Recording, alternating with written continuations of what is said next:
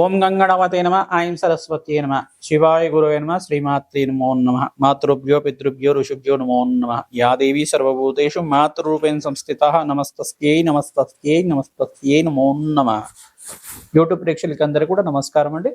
నేను పాలపర్తి గురునాథ్ శర్మ, జ్యోతిషం వాస్తు సిద్ధాంతిని.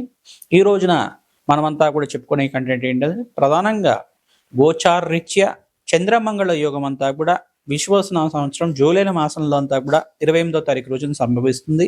గోచారరీత్యా చంద్రమంగళ యోగం కన్యారాశిలో సంభవిస్తుంది కావున ప్రధానంగా కన్యారాశిలో ఈ యొక్క చంద్రమంగళ యోగం అంతా కూడా ప్రధానంగా అంగారకుడు అంతా కూడా రాహుకేతు దోషాల నుంచి బయటపడిన అంగారకుడు ప్రధానంగా చంద్రుడితో పాటు కలిసి ఉండి సమసప్తక వీక్షణ ఈ యొక్క శనీశ్వరుడి మీద పడడం, మీనరాశిలో ఉన్న శనీశ్వరుడు ఈ యొక్క అంగారకుడిని చూడడం సప్తమీక్షణతోటి, మరియు ఈ యొక్క అంగారకుడు అంతా కూడా శనీశ్వరుడిని వీక్షణ చూడడం అనేది ఇటువంటి ఫలితాలు మేషాది ద్వాదశ రాశుల వాళ్ళకి ఇటువంటి ఫలితాలు వస్తాయి. గోచారరీత్యా గ్రహాల యొక్క దృష్టి కలయిక వీక్షణ అంతా కూడా ఈ రకంగా ఉంది. వాళ్ళ భావ ఫలితాలంతా కూడా ఈ యొక్క మాస ఫలితాల్లో భాగంగా చెప్పడం జరుగుతుంది. పరిష్కారం అంతా కూడా చెప్పడం జరుగుతుంది. ప్రధానంగా గోచారరీత్యా గ్రహాల యొక్క స్థితిగతి అంతా కూడా కాలసర్ప దోషంలో ఉండడం, ప్రధానంగా చూసుకుంటే ఈ యొక్క కాలసర్ప దోషం నుంచి వీగిపోవడం అనేది చాలా శుభమైన పరిమాణంగా చెప్పడం జరుగుతుంది. ప్రధానంగా చూసుకుంటే అంగారకుడు ఎక్కడైతే గనక సింహరాశిలో కేతుతో పాటు కలిసి ఉండడం, కేతు మరియు అంగారకుడు చంద్రుడు కలిసి ఉన్న స్థానం నుంచి అంగారకుడు అంతా కూడా 45 రోజుల తర్వాత ప్రధానంగా జూలై 28వ తారీఖు తర్వాత ప్రధానంగా చూసుకుంటే చంద్రమంగళ యోగంలో కన్యారాశిలో ప్రవేశం చేయడం అంతా కూడా మంచి శుభమైన పరిణామంగా చెప్పడం జరుగుతుంది. మరియు మిశ్రమైన ఫలితాలు కూడా కొన్ని రాశుల వాళ్ళకు వస్తుంటాయి. అశుభ ఫలితాలంతా కూడా యోగం నుంచి ఎటువంటి మంచి ఫలితాలు రావడానికి ఆస్కారం ఉంటుంది. ఇటువంటి ఫలితాలంతా కూడా చంద్రమంగళ యోగం వల్ల ఎటువంటి మంచి ఫలితాలు వస్తాయి. ఈ యొక్క శనీశ్వరుడి యొక్క వీక్షణ వల్ల ఎటువంటి దోషం అంతా కూడా నివారణ చేసుకోవడానికి ఎటువంటి పరిష్కారాలు ఆచరించాలి. ప్రధానంగా చూసుకుంటే గోమాత సేవని ఆచరించుకోవడం వల్ల అఖండ పుణ్యప్రాప్తి కలుగుతుంది. వీకంతా కూడా గోచారరీత్యా ఇక్కడ బృహస్పతి అంతా కూడా ప్రధానంగా చూసుకుంటే సూర్యుడు మరియు బృహస్పతి అంతా కూడా ఈ యొక్క మిథున రాశిలో సంచారం చేయడం జరుగుతుంటుంది. ప్రధానంగా చూసుకుంటే ఇక్కడ ఈ యొక్క గురు పౌర్ణమి రోజున ఎవరైతే గురు పౌర్ణమి రోజున విశేషంగా దత్తాత్రేయ స్వామి వారి ఆరాధన చేసుకోవడం వల్ల అఖండ పుణ్యప్రాప్తి కలుగుతుంది. ప్రధానంగా దత్తాత్రేయాయ స్మరణ మాత్రం సంతుష్టాయ నమః ఇటువంటి నామాన్ని ప్రతినిత్యం కూడా జపాన్ని ఆచరించుకోవడం, గురు చరిత్ర పారాయణం, ప్రధానంగా దత్తాత్రేయ స్వామి వారి చరిత్ర పారాయణం అంతా కూడా ఆచరించుకోవడం అఖండ పుణ్యప్రాప్తి కలుగుతుంది. వ్యాస పౌర్ణమి రోజునంతా కూడా విశేషంగా వ్యాస భగవానుడి యొక్క చరిత్రనంతా కూడా వినడం వల్ల అఖండ పుణ్యప్రాప్తి కలుగుతుంది. కావున ఈ యొక్క ప్రధానంగా పరాశర మహర్షి యొక్క చరిత్ర కానీ మత్స్యకంతి యొక్క చరిత్ర, ఈ యొక్క ప్రధానంగా ఈ యొక్క ద్వాపర యుగంలో జరిగిన ఘట్టం అంతా కూడా ఎటువంటి ఇతిహాసం అంతా కూడా జరిగింది. ప్రధానంగా ఆ కురువంశం అంతా కూడా ఏ రకంగా ఆవిర్భావం జరిగింది. ప్రధానంగా చూసుకుంటే ఇక్కడ శంతన మహారాజు చరిత్ర కానీ, ప్రధానంగా చూసుకుంటే ఇక్కడ ఈ యొక్క ప్రధానంగా ఈ యొక్క గ్రహదోషాలంతా కూడా ఏ రకంగా ఉన్నాయి, ఈ గ్రహదోషం నుంచి బయటపడడానికి ఎటువంటి పరిష్కారాలు ఆచరించారు. భీష్మ పితామహ యొక్క చరిత్ర అంతా కూడా ఉంటుంది. భీష్ముడి యొక్క చరిత్ర ప్రధానంగా భీష్మ పితామహుడు అని చెప్పేసి అంటారు. ప్రధానంగా భీష్ముడి యొక్క జననం ఏ రకంగా జరిగింది, ఈ యొక్క అష్టవసుల యొక్క జననాలు ఏ రకంగా జరిగాయి, అష్టవసుల యొక్క ఇతిహాసం ఏంటి, అష్టవసుల యొక్క శాప ఇతిహాసం ఏంటి, ప్రధానంగా ఈ యొక్క వశిష్ఠ మహాముని ఈ అష్టవసులకు ఇచ్చిన శాప ఇతిహాసం ఏంటి, ఈ ఘట్టానంతా కూడా అందరూ ఒక పారాయణం లాగా చెప్పుకోవడం లాగా ప్రధానంగా చూసుకుంటే పూర్వం జరిగిన కథనంతా కూడా పారాయణం చేసుకోవడం, ఆ ఇతిహాసాన్ని అంతా కూడా ప్రవచనం లాగా వినడం అంతా కూడా అఖండ పుణ్యప్రదాయంగా ఉంటుంది. ఈ యొక్క మత్స్యగంధికంతా జననం జరిగింది. ప్రధానంగా మత్స్యగంధికంతా కూడా పుట్టాడు కావున ఆ మత్స్యగంధి ఈ యొక్క ఇతిహాసం అంతా కూడా ఈ రకంగా ఉంటుంది. ఆ ఒక చరణం అంతా కూడా కాశీ మహారాజు యొక్క చరిత్ర అంతా కూడా ఈ రకంగా ఉంటుంది. ఈ యొక్క మహారాజు యొక్క చరిత్ర అంతా కూడా ఈ రకంగా ఉంటుంది. ఈ యొక్క ఇతిహాసం అంతా కూడా ఈ యొక్క వేదవ్యాస మహాముని యొక్క చరిత్ర అంతా కూడా వినడం ద్వారా, వ్యాస భగవానుడి యొక్క చరిత్ర వినడం వల్ల అఖండ పుణ్యప్రాప్తి లభిస్తుంది, మోక్ష జ్ఞానం లభిస్తుంది. కావున వ్యాస పౌర్ణమి రోజున వేదవ్యాస మహాముని గురు చరిత్ర పారాయణం కానీ, ప్రధానంగా చూసుకుంటే ఈ యొక్క శంకరాచార్య చరిత్ర అంతా కూడా పారాయణం చేసుకోవడం, గురు సంబంధిత చరిత్రనంతా కూడా పారాయణ చేసుకోవడం, మేధా దక్షిణామూర్తి చరిత్రనంతా కూడా, ప్రధానంగా మేధా దక్షిణామూర్తి అవతార ఇతిహాసం అంతా కూడా చదువుకోవడం వల్ల మంచి ఫలితాలు వస్తుంది. ప్రధానంగా మేధా దక్షిణామూర్తి స్వామివారి దేవాలయంలో కానీ, ఈ యొక్క దత్తాత్రేయ స్వామివారి దేవాలయంలో కానీ మీరంతా కూడా శనగల మాలను సమర్పించడం వల్ల రాజయోగం సిద్ధిస్తుంది. గురు కటాక్షం వల్ల కార్యసిద్ధి కలుగుతుంది. అష్టైశ్వర్య యోగం సిద్ధిస్తుంది. ఈ చంద్రమంగళ యోగంలో ప్రధానంగా శనీశ్వర దోష నివారణార్థం మేషాది ద్వాదశ రాశుల వాళ్ళకి ఈ మాసంలో ఎటువంటి ఫలితాలు చేసుకోవాలి, పరిష్కారాలు ఆచరించాలి అంతా కూడా తెలుసుకుందాం. సింహరాశి జాతకులకి జూలై మాస ఫలితాల్లో భాగంగా చంద్రమంగళ యోగం అంతా కూడా ద్వితీయ స్థానంలో ఇక్కడ కన్యా రాశిలో సంభవిస్తుంది. ప్రధానంగా సమసప్తక వీక్షణ అంగారకుడి మీద శనీశ్వరుడు వీక్షణ అంతా కూడా పడతా ఉంది. అంగారకుడు వీక్షణ అంతా కూడా శనీశ్వరుడి మీద పడతా ఉంది. పరస్పర వీక్షణ అంతా కూడా జరుగుతుంది కావున ఇక్కడ మిశ్రమైన ఫలితాలుగా చెప్పడం జరుగుతుంది. విశేషంగా శ్రావణ మాసంలో అంతా కూడా ఈ యొక్క మిశ్రమైన ఫలితాలు ఉన్నాయి కావున మీరంతా కూడా అష్టమశని దోష నివారణార్థం శనీశ్వర ప్రీతికరంగా తైలాభిషేకాన్ని ఆచరించుకోవడం, మరియు కూడా సుబ్రహ్మణ్య స్వామికి అభిషేకాది కార్యక్రమాలు చేసుకోవడం, సుబ్రహ్మణ్య శాంతి హోమాది కార్యక్రమాలు విశేషంగా ఆచరించిన వాళ్ళకి ఆకస్మిక్ ధనలాభ ధనయోగం సిద్ధించడానికి ఆస్కారం ఉంటుంది. రాజయోగ కారణం అవుతుంది. తద్వారా మీరంతా కూడా అఖండ పుణ్యప్రాప్తి కోసం సుబ్రహ్మణ్య స్వామి కళ్యాణ శుభకార్యాలు చేయడం, సుబ్రహ్మణ్య స్వామి మూలమంత్ర జప విధానంగా యజ్ఞాధికరతలు ఆచరించుకోవడం వల్ల అఖండమైన శుభ ఫలితాలు రావడానికి ఆస్కారం ఉంటుంది. అఖండమైన పుణ్యప్రాప్తితోటి మీరంతా కూడా జపాన్ని ఆచరించండి.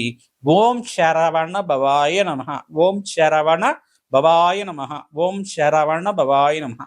ఇటువంటి నామాన్ని అంతా కూడా స్వామివారి ప్రీతికరంగా సుబ్రహ్మణ్య స్వామిని జపాన్ని అంతా కూడా ఆచరించండి. సకల గ్రహదోష నివారణ జరగడానికి ఆస్కారం ఉంటుంది.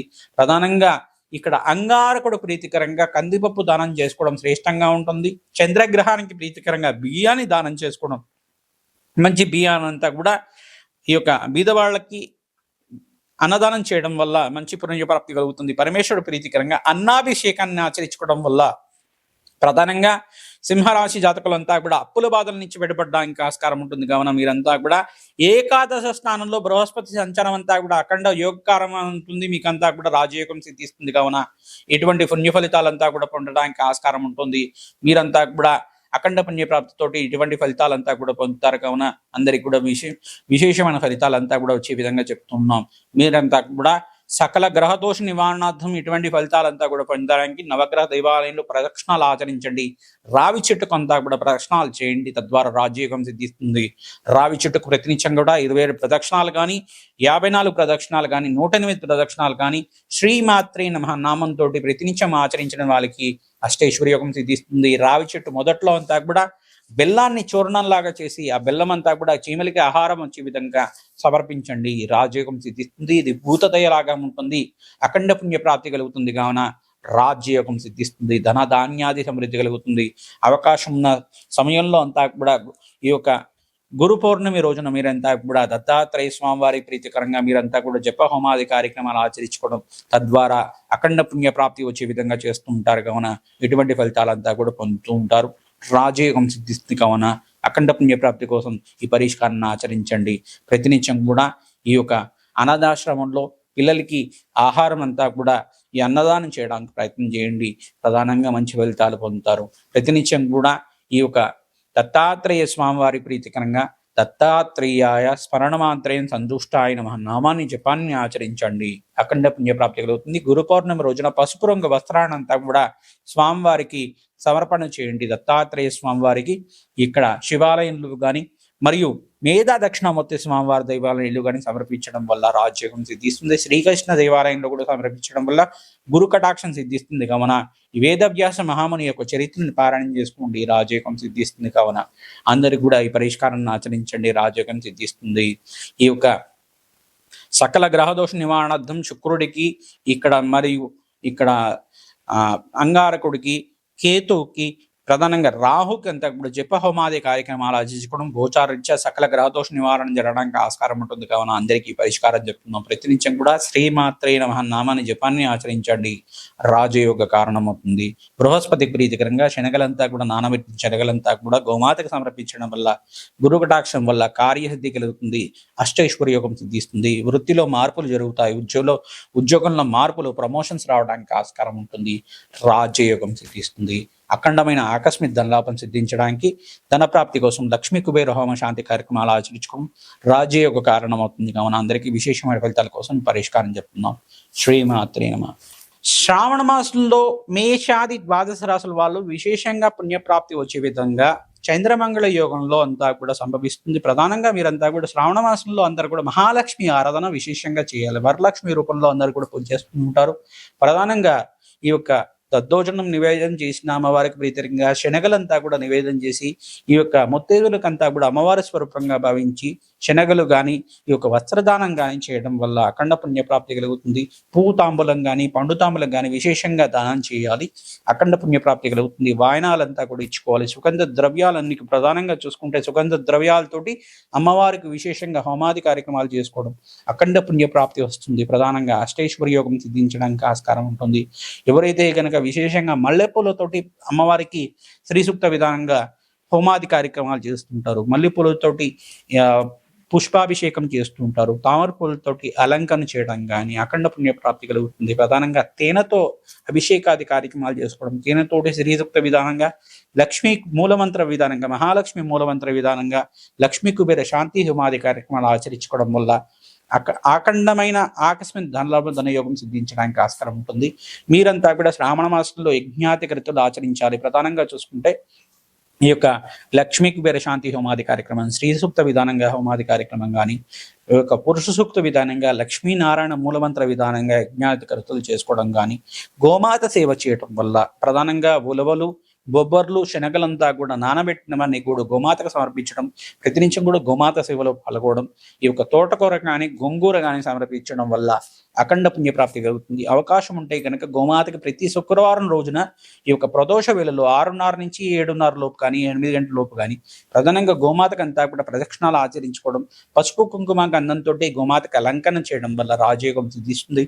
ఆకస్మిక ధనలాభం ధనయోగం సిద్ధించడానికి ఆస్కారం ఉంటుంది. వ్యాపారంలో మార్పులు జరగడానికి ఆస్కారం ఉన్నాయి. వ్యాపారంలో అందరూ కూడా మేషాది ద్వాదశ రాశుల వాళ్ళు వ్యాపారంలో కానీ ఉద్యోగాల్లో కానీ మీకు ప్రమోషన్స్ రావడానికి, వ్యాపారంలో అభివృద్ధి కలగడానికి ఆస్కారం ఉంటుంది. వ్యాపారంలో లాభాలు గణించడానికి ఆస్కారం ఉంటుంది. కావున ఈ యొక్క జూలై మాసంలో మీరంతా కూడా పరిష్కారాలు ఆచరించండి. అఖండమైన అష్టైశ్వర్య ప్రాప్తి అవుతుంది. జగన్మాత అనుగ్రహంతో మీకంతా కూడా అఖండమైన ఆనందమైన జీవితం దించడానికి ఆస్కారం ఉంటుంది. అష్టైశ్వర్య యోగం సిద్ధించడానికి ఆస్కారం ఉంటుంది. శ్రీమాత్రే నమః.